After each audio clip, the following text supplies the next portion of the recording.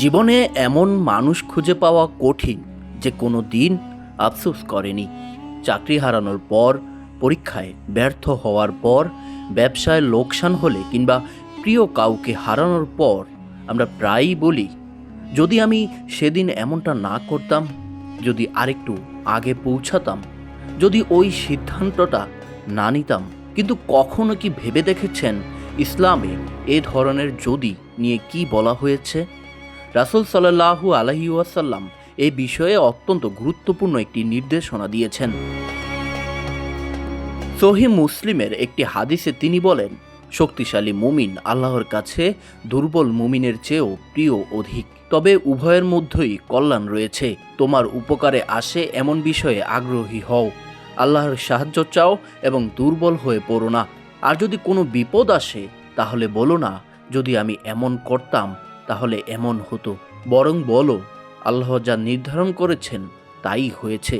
কারণ যদি শয়তানের কাজের দরজা খুলে দেয়। এই হাদিসের শিক্ষা অত্যন্ত গভীর। এখানে রাসূল সাল্লাল্লাহু আলাইহি ওয়াসাল্লাম যদি শব্দটিকে সম্পূর্ণ নিষিদ্ধ করেননি। তিনি নিষেধ করেছেন সেই যদিকে, যা মানুষকে অতীতের অনুশোচনায় ডুবিয়ে দেয়, তকদির নিয়ে সন্দেহ সৃষ্টি করে এবং আল্লাহর সিদ্ধান্তের প্রতি অসন্তুষ্ট করে তোলে। কারণ যা ঘটেছে তা ফিরিয়ে আনা সম্ভব নয়। কিন্তু মানুষ যখন বারবার অতীতের কথা ভেবে নিজেকে দোষ দিতে থাকে, তখন হতাশা, বিষণ্ণতা এবং নিরাশা তার হৃদয়কে গ্রাস করে।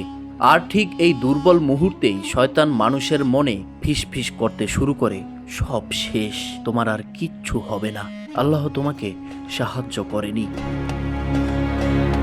পবিত্র কোরআনেও এমন মানসিকতার ব্যাপারে সতর্ক করা হয়েছে। সূরা আল ইমরানের 156 নম্বর আয়াতে আল্লাহ বলেন, যারা বলে তারা যদি আমাদের কাছে থাকতো তাহলে মারা যেত না। এ ধরনের কথা মানুষের অন্তরে শুধু আক্ষেপই বাড়িয়ে দেয়। আল্লাহ আরও স্মরণ করিয়ে দেন, যখন নির্ধারিত সময় এসে যায় তখন তা এক মুহূর্তের জন্য পিছিয়ে যায় না। অর্থাৎ মানুষের জীবন, মৃত্যু, রিজিক এবং ভাগ্য এই সবই আল্লাহর জ্ঞানের মধ্যে নির্ধারিত। তাহলে কি যদি শব্দটি সবসময় বলা হারাম? না, ইসলাম এ বিষয়ে ভারসাম্যপূর্ণ শিক্ষা দেয়। যদি কোনো মানুষ ভবিষ্যতের পরিকল্পনা করে বলে, যদি বৃষ্টি হয় তাহলে আমরা অন্য ব্যবস্থা নেব, অথবা যদি কোনো সুযোগ পাই তাহলে আরও বেশি দান করব, তাহলে এতে কোনো সমস্যা নেই। আবার নিজের ভুল থেকে শিক্ষা নিয়ে ভবিষ্যতে আরও ভালো সিদ্ধান্ত নেওয়ার জন্য যদি ব্যবহার করা বৈধ। রাসূল সাল্লাল্লাহু আলাইহি ওয়াসাল্লাম নিজেও অনেক সময় উত্তম পরামর্শ দেওয়ার জন্য যদি শব্দ ব্যবহার করেছেন। অর্থাৎ নিষিদ্ধ হলো সেই যদি যা হতাশার সৃষ্টি করে বা তকদিরের উপর আপত্তিকর ইঙ্গিত দেয়। একজন মুমিনের জীবন তাই অতীতের আফসোসে আটকে থাকে না। সে নিজের ভুল থেকে শিক্ষা নেয়, আল্লাহর কাছে তওবা করে এবং নতুন উদ্যমে সামনে এগিয়ে যায়। মনে রাখতে হবে, অতীত পরিবর্তন করার ক্ষমতা আমাদের নেই, কিন্তু বর্তমানকে সঠিকভাবে কাজে লাগিয়ে ভবিষ্যৎ গড়ার সুযোগ এখনও আমাদের হাতে আছে। তাই জীবনে কোনো বিপদ বা ব্যর্থতা এলে যদি শব্দে নিজেকে বন্দী না করে বলুন, আল্লাহ যা নির্ধারণ করেছেন এবং যা ইচ্ছা করেছেন তাই হয়েছে।